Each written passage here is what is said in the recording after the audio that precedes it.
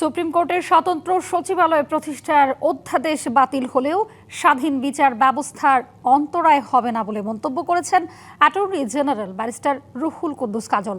রোববার বিকেলে রাজধানীর জিয়া উদ্যানে সাবেক রাষ্ট্রপতি শহীদ জিয়াউর রহমান এবং সাবেক প্রধানমন্ত্রী খালেদা জিয়ার সমাধিতে শ্রদ্ধা জানিয়ে কথা বলেন তিনি। এ সময় তিনি আরও বলেন, সংসদ, নির্বাহী বিভাগ ও বিচার বিভাগ স্বতন্ত্রভাবে কাজ করলে গণতন্ত্র সুসংহত হবে। বর্তমানে বিচার বিভাগ স্বাধীনভাবে কাজ করছে জানিয়ে অ্যাটর্নি জেনারেল বলেন, ভবিষ্যতেও এভাবে কাজ করলে জনগণের ন্যায় বিচার প্রাপ্তি সুনিশ্চিত হবে। রাষ্ট্রের যে তিনটি অঙ্গ সেটা স্বতন্ত্রভাবে কাজ করবে, তবে কার্যক্রমের ক্ষেত্রে তারা পরিপূরক হিসেবে কাজ করবে, এটা মনে রাখতে হবে।